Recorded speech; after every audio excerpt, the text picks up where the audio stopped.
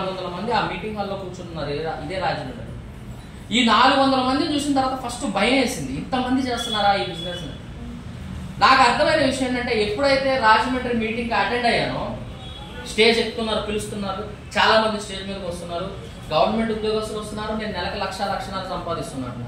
ఒక auto driver వస్తున్నాడు, నేను నెలకు 1,00,000 సంపాదిస్తున్నాను. ఒక హౌస్ వైఫ్ వస్తుంది, నేను నెలకు 1,00,000 సంపాదిస్తున్నాను అంటుంది. చదువు రానోళ్ళు, చదువు వచ్చినోళ్ళు, బాగా చదువుకున్నాడు, అసలు ఏం చదువుకున్నాడు, వయసు తక్కువ ఉన్నోళ్ళు, వయసు ఎక్కువ ఉన్నాడు, ప్రతి ఒక్కళ్ళు ఎవరితో సంబంధం లేకుండా 18 సంవత్సరాల పైగా నిన్న ప్రతి ఒక్కళ్ళు కూడా ఎక్స్పీరియన్స్ తో సంబంధం లేకుండా అందరూ కూడా డబ్బు సంపాదించుకోవడం నేను చూసాను.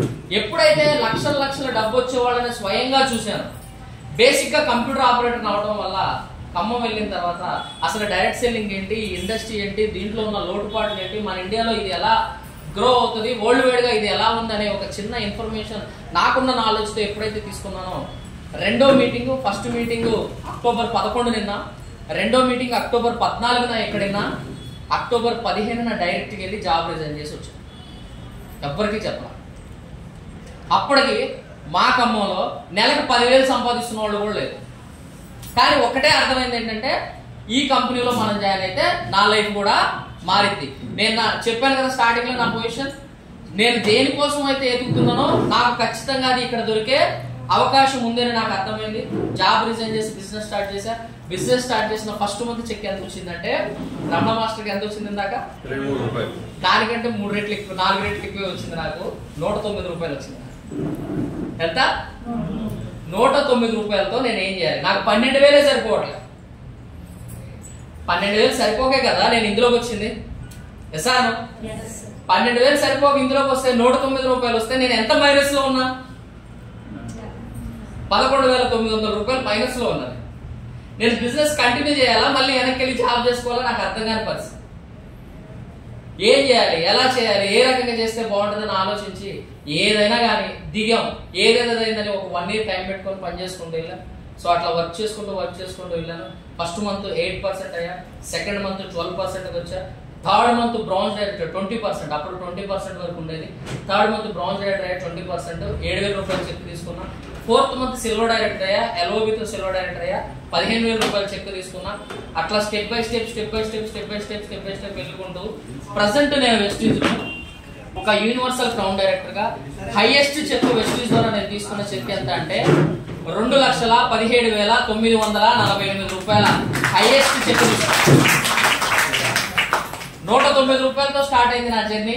2,17,000 రూపాయల వరకు వచ్చింది. 2019లో ఫోర్డ్ ఆస్పైర్ 10 లక్షలు చేసి కార్ తీసుకున్న వెస్టీజ్ ద్వారా. నేను కార్ తీసుకోవడమే కాదు, నిన్న వికారాబాద్ లో నా టీం నుంచి ఇంకొక కార్ బుక్ అయింది.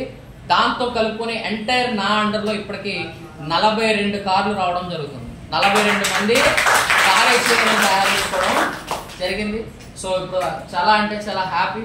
100 రూపాయలకి స్టార్ట్ అయిన ప్రస్థానం ఈరోజు 2 lakhs వరకు వచ్చింది.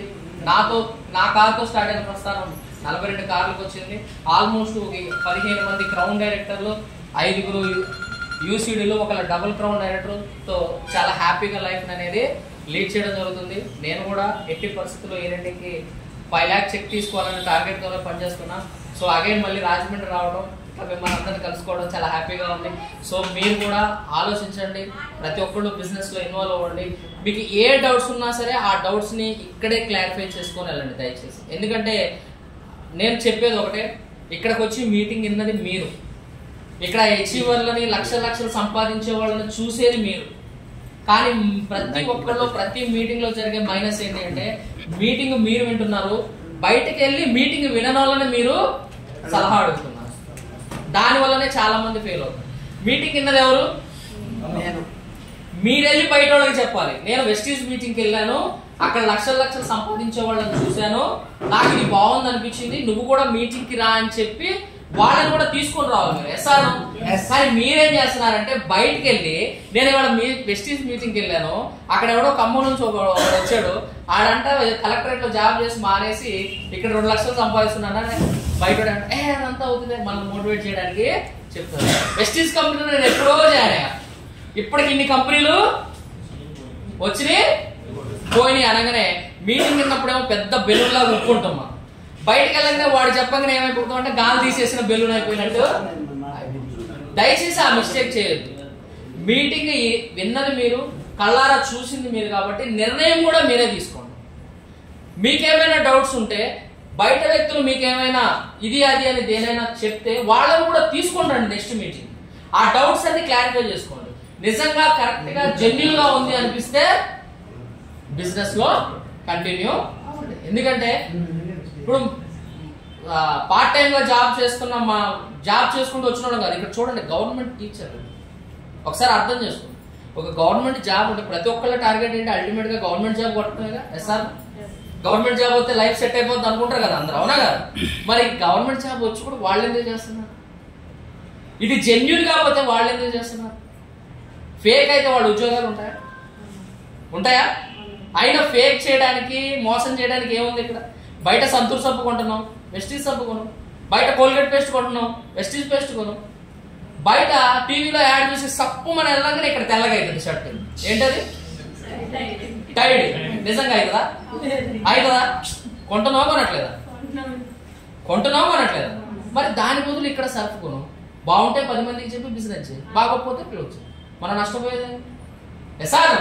సో ఆ క్లారిటీతో వెళ్ళండి. మీరు కూడా రాబోయే ఇయర్ లో మంచి మంచి ఇన్కమ్స్ తీసుకొని ప్రతి ఒక్కళ్ళు లక్షల డబ్బు సంపాదించి కార్లతో రావాలని కోరుకుంటూ థ్యాంక్ యూ. నమస్తే.